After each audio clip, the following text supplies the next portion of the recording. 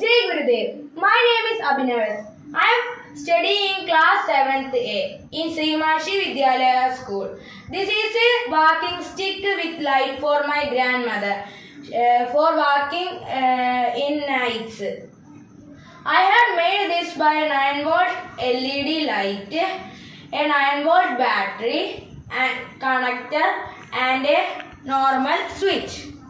The connection is like I need to connect this battery with the help of a connector, and I take the positive wire of this connector into the one of the terminal of the switch, and I take another wire and I connected this wire to the other terminal of the switch, and I connected this wire into the positive terminal of the LED.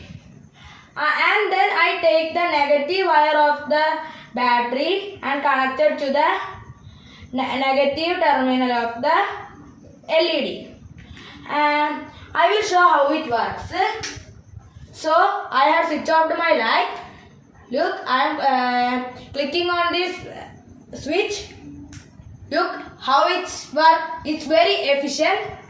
And my grandmother had used it for 2 to 3 weeks. She liked it very much. This all about my walking stick for my grandma with lights.